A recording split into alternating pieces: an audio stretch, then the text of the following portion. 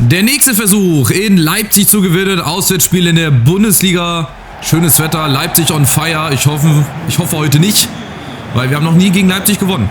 Geschweige denn zu Hause oder in Leipzig. Die letzten Spiele immer verloren. Auch im Pokal. Aber irgendwann muss es ja mal soweit sein. Und vielleicht ist es heute der Fall. Wir starten rein. Mit einem 4-4-2. Ja, Formation habe ich jetzt mal ein bisschen umgeändert. Habe ich euch ja gezeigt in den letzten Spielen. Es gab wieder ein Gameplay-Update. Verschiedene Sachen wurden geändert. Mal gucken, was das für Auswirkungen hat hier auf unsere Karriere. Vielleicht spielen wir jetzt 10-mal besser als vorher. Weiß ich nicht. Aber auf jeden Fall zumindest ein Remis. Also ich versuche hier natürlich alles, was in meiner Macht steht. Aber ihr seht, wenn Leipzig schon wieder so hoch steht, mit 3-4 Mann vorne drauf presst, das ist Wahnsinn. Aber wir müssen uns halt da irgendwie durchsetzen. Wir müssen uns da irgendwie draus lösen. Aber ihr seht überall, das ist quasi eine Manndeckung. Also egal, wo man hinspielt, ist immer ein Leipziger da. Aber bislang haben wir ganz schön viel Ballbesitz. Schöner Ball nach außen, Castañeda. Und jetzt brauchen wir irgendwo Nacho Ferri in der Mitte. Ja, Pose kommt mit nach vorne, Remberg. Wanner, ich muss gleich nochmal gucken, ob die auch da spielen, wo sie spielen sollen. Irgendwie kommt mir das ein bisschen komisch vor. Aber bislang haben wir hier 100% Ballbesitz, wollte ich gerade sagen. Openda durfte jetzt zum ersten Mal ran. Ihr seht, das ist Wahnsinn und du kannst nichts dagegen machen, echt. Das ist, glaube ich, das 4-2-2-2. Das ist unglaubliches Pressing, was die hier spielen. Und machst halt nichts, ne? Openda, Achtung. Jonathan David natürlich, dann haben sie auch noch solche Cracks hier in der Mannschaft. Aber wir haben auch gute Leute. Chavez unter anderem. Und Nacho Ferri wird direkt wieder vorne vom Ball getrennt. Jetzt kannst du halt nur hoffen und beten, dass sie heute nicht so gut spielen. Aber ich glaube, die Hoffnung, die ist ganz schnell wird zunichte gemacht. Aber bislang halten wir das 0-0. Das ist ganz gut. Vielleicht haben wir jetzt auch unsere erste Chance. Das ist richtig gut gespielt. Und da ist er doch. Nacho Ferri. Ja, es geht. Der war knapp vorbei. Da ist die Kamera leider zu langsam. Ich schaue jetzt gerade nochmal, weil ich mir da ein bisschen unsicher bin. Ja, das habe ich mir gedacht. Wanner muss nach außen. Hier 4-4-2. Vorne mit Ferri und Listesch. Ischi, Chavez, Poso. Sieht alles okay aus. Und ich hoffe, ich vergesse das nicht, mal bei Sinamoy, das hat nämlich der Kowalski, glaube ich, in die Kommentare geschrieben, die Entwicklung von Sinamoy.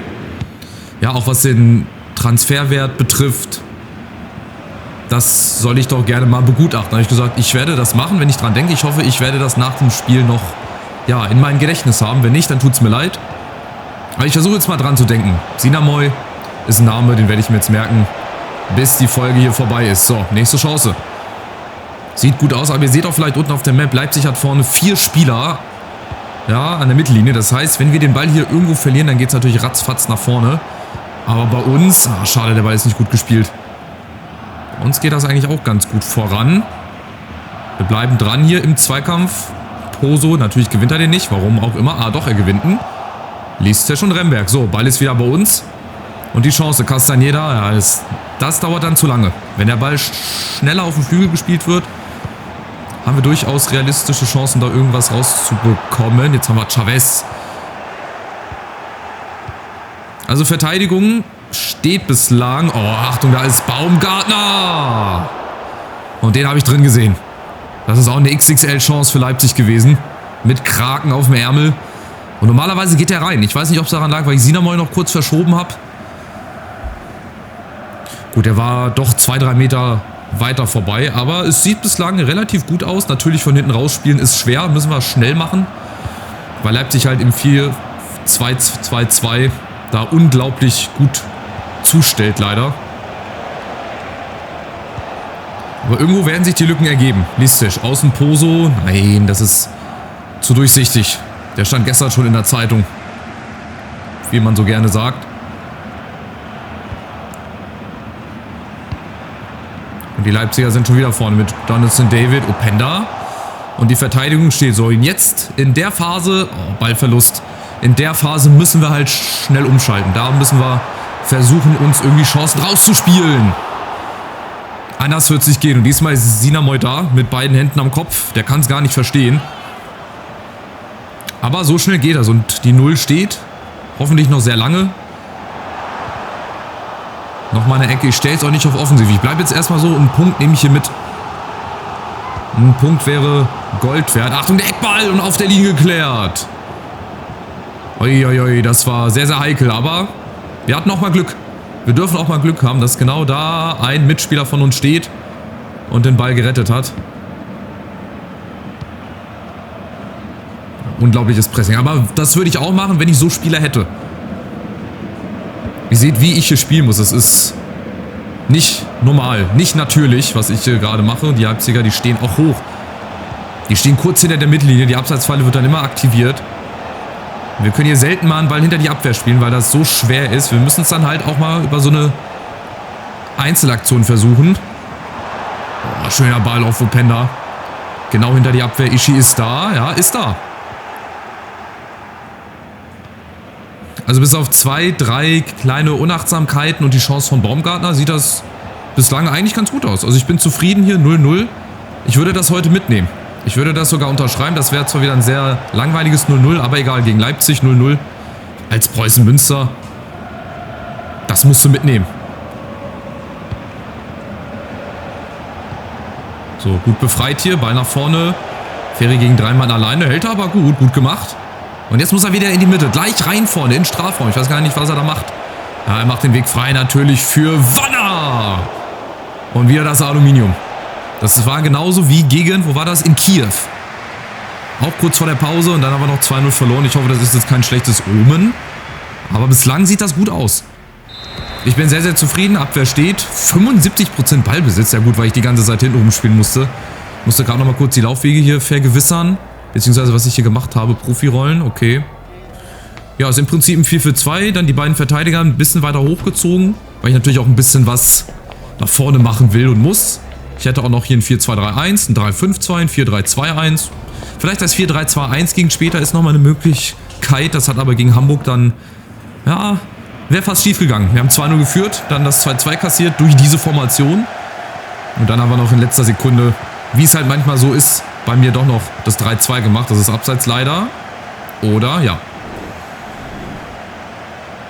Aber jetzt bleibe ich erstmal bei. Ich werde auch das hier nicht umstellen, diesen Schwerpunkt. Weil ich habe dann Schiss, wenn ich auch noch offensiv gehe, dann stehen wir noch ein bisschen zu offen oder noch offener. So, jetzt oben. Wir müssen halt auch diese Bälle genau versuchen, im richtigen Moment zu spielen. Hamburg 2-2 gegen die Bayern. Also die sind auch alles andere als souverän in der Saison. Die stehen ja auch unten noch mit dabei. Ein Sieg bislang, sonst glaube ich 2 Unentschieden, 3 Niederlagen. Jetzt bin ich gespannt. Das zum Beispiel ist die Idee, wie ich auch gerne mit Leipzig spielen, mit Münster natürlich spielen möchte. Raum. Einfach mal den Skillos gepackt, der McGeady-Spin. Oder der halbe McGeady-Spin. Und dann ging es halt ganz schnell über 2, 3 Stationen. Das wird halt bei uns nicht funktionieren. Achtung, Openda wieder gegen 2, 3 Mann. Jetzt müssen wir stehen und hoffen, dass Sinamo hinten den Ball hält. Achtung. Was machen die da für Skills, ey? Wir können echt von Glück reden, dass die den Ball nicht schon längst reingeschossen haben. Die müssen den einfach nur reinschießen gefühlt. Die sind schon vorbei an unserer Verteidigung. Und dann machen sie nochmal so einen Mist. Aber gut für uns. Oh, die Bälle, wenn die mal gelingen würden, da würde ich mich sehr, sehr freuen. Dann hätten wir nämlich auch mal eine große Chance. Aber Achtung, Leipzig kommt über Openda. Oh, gut gespielt. David und Ishii. Es läuft heute vieles zusammen. Wir haben auch Glück, dass unsere Verteidiger genau da stehen, wo sie stehen sollen. Sinamoy hat auch schon mal richtig gut gehalten. Aber Achtung, eine Stunde gespielt. Eckball kommt. Und die Latte jetzt auch hier für die Leipziger. Einfach mal raus. Vorne auf Wagner, warum auch der vorne steht. Und Wanner ist durch. Der setzt sich durch gegen Gertrüder. Gegen Bradley, der kommt auch nicht hinterher. Und jetzt hat Wanner die Chance von 3 Mann verfolgt. Aber dann kriegt er am Ende leider nicht mehr genug Speed drauf. Schade. Das war mal so eine Aktion, mit der ich nicht gerechnet hätte. Also, dass er da durchkommt, dass der Durchbruch gelingt. Listisch, kriegt er den auf Nacho? Ja, Nacho ist wieder durch. Nächste Chance. Ja, wir kriegen die Möglichkeiten. Leipzig wechselt, wen bringen sie rein? Haidara für Piedford. Gut, das können wir jetzt nicht nachlegen, aber wir können auch nochmal nachlegen. Und zwar hätten wir unter anderem, gut, Krodowski kannst du immer bringen, Fridjonsson musst du eigentlich auch reinbringen. Der bombt immer dann, genau, wenn man es braucht. Rogoff ist auch eine Alternative, Duarte ist halt auf unserem Niveau, ist nicht so auf Leipziger Niveau. Ich würde aber trotzdem Krodowski vorne mal reinbringen für Listisch. Zweiter echter Stürmer, ist auch schnell. Und Nacho, das Netz hat gewackelt, leider von außen. Leider von außen. Aber es ist was möglich. Es ist sozusagen das beste Spiel, was wir hier hatten in unserer Münster-Karriere gegen Leipzig. In den ganzen anderen Spielen lagen wir zu dem Zeitpunkt, glaube ich, immer schon zurück. Im Pokal zu Hause auch. Also wir haben uns schon mal verbessert in der Hinsicht, dass wir jetzt gegen Leipzig wohl, ja, zumindest was defensiv betrifft, gut mithalten können. Dass wir die gut wegverteidigt bekommen. Vorne Jong war. Ist richtig, genau. Macht den Laufweg. Ich hoffe nicht zu lang der Ball. Nee, genau richtig. Jetzt fehlt er in der Mitte. Jetzt fehlt Jongwa in der Mitte. Aber wir machen das so. Wagner, Ferry, Castaneda und vorne Kudowski. Ja. Gut gespielt, sehr gut gespielt. Und dann steht halt wieder ein Gegner dazwischen. Das ist dann auch egal, ob es bei Leipzig ist oder bei irgendwelchen anderen Clubs. Da steht halt dann immer ein Verteidiger dazwischen. Kannst du machen, nix. Oh, Achtung, das ist abseits, ja. Aber auch da, das waren bestimmt wieder nur 2-3 Zentimeter hier Raum. Ganz knapp, ich glaube der Oberkörper steht am Abseits. Ja, die Brust und das Knie von Jonathan David. So, noch 20 Minuten. Ich habe so das Gefühl, dass das trotzdem nicht 0-0 ausgeht. Ich glaube, irgendeine Mannschaft wird trotzdem Fehler machen. Und ich hoffe, dass es die Leipziger heute mal sein werden. Jongwa. Es ist niemand in der Mitte. Es ist wieder niemand in der Mitte, aber wir kriegen den Ball. Wagner, Ferry, unten läuft Wagner. Ich meine, natürlich Wanner ein. Wanner ist da. Und es ist passiert. Gerade noch angekündigt. Jetzt hab ich es mal für uns gejinxt hier, dass das nicht 0-0 ausgeht. Und natürlich ist es Wanner, mein Gott. Ich war gerade so vertieft in Wagner, dass mir der Name Wanner nicht eingefallen ist. Aber genau das, komm, er macht die Laufwege nach innen. Genau das muss es sein im richtigen Moment. Und wenn Wanner den Platz hat, dann nutzt er das aus. Also 1:0. Führung in Leipzig. Wenn wir das jetzt noch 20 Minuten durchhalten, wenn wir hinten in der Verteidigung gut stehen und da auch nochmal alles wegverteidigt bekommen, dann ist der erste Sieg gegen Leipzig vollbracht. Das sind dann wieder Bonuspunkte, mit denen hast du nicht rechnen können, aber noch ist es nicht so weit. Aber auch irgendwann müssen wir so einen Sieg mal landen. Mal gegen Großen, ja, auch gegen Dortmund, gegen Bayern, Leverkusen hast du nicht gesehen. Da waren wir auch phasenweise ganz knapp davor und auch gut dabei. Aber Achtung, Leipzig ist natürlich wieder da. Da stehen so viele Mann in schwarz-grün. Da ist eigentlich gar kein Durchkommen. Und Paul Wanner gegen Raum. Komm, Junge, setzt sich da durch. Ja, Freistoß. Ist alles gut. Bringt wieder Zeit für uns. Da hinten das Ergebnis auf der Anzeigetafel. Das gefällt mir. Gefällt mir sehr, sehr gut. Oh, was ist das denn hier? Wanner gegen Poso. Spielen wir jetzt schon hier hinten auf Zeit oder was? Aber wir lassen Leipzig jetzt laufen. Nacho Ferry lässt sich fallen. Jong war auf der Außen. Oh, dann müssen so Bälle mal ankommen. Wenn so Bälle denn mal auch ankommen würden, da hätten wir so viel Platz.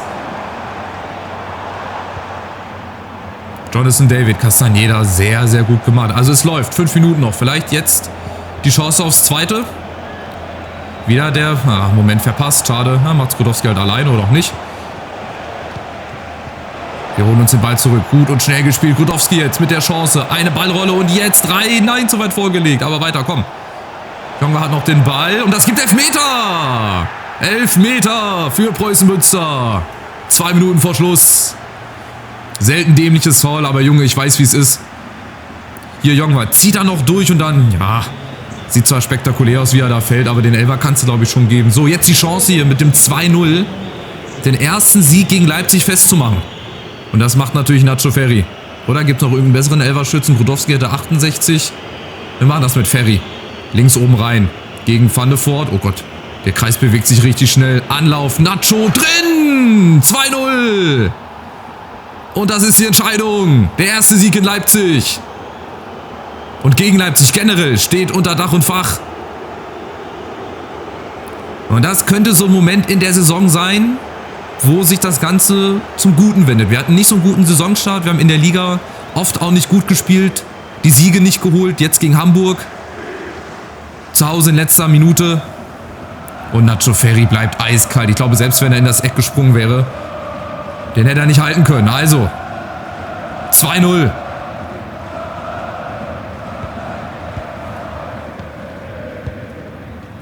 Ja, und dann hat sich das 4:2 heute wohl als richtig rausgestellt, weil Leipzig halt auch... Oh, Achtung, noch ist es aber nicht vorbei. Noch könnte Leipzig hier zum Anschluss kommen, aber heute nicht. Heute war halt so ein Spiel, was wir auch schon oftmals gegen uns hatten. Da gelingt dem Gegner nichts. Da hast du einen guten Keeper, da hast du eine gute Verteidigung.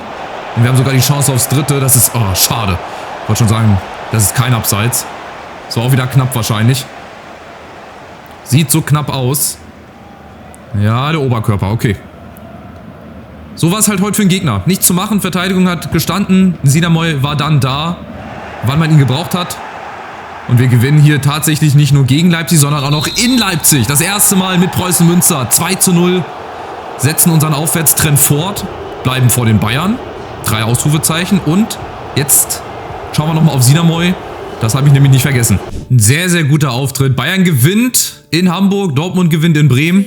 Aber auch halt nur 3:2. Also die Bayern, auch wenn sie jetzt gewonnen haben, die sind nicht so gut drin. Und jetzt folgt direkt das nächste Highlight-Spiel gegen die Tottenham Hotspur. Jetzt haben wir, glaube ich, das war im Oktober, wo wir diese 4, 5 Hammerspiele hintereinander hatten. Jetzt ist, glaube ich, auch bald schon das Spiel gegen die Bayern. Dann kommt Dortmund auch noch irgendwann.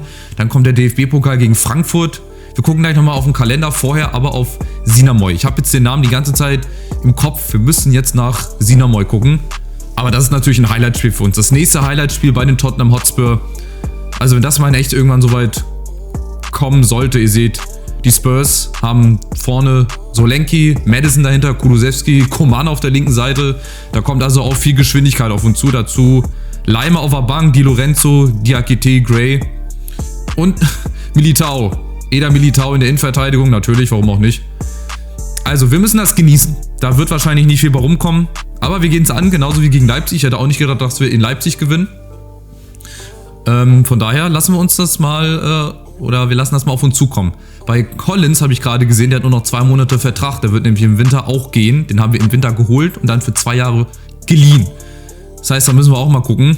Wir können uns den nicht kaufen, dafür ist das Geld leider nicht da. Das heißt, da wird dann ein Innenverteidiger wegfallen.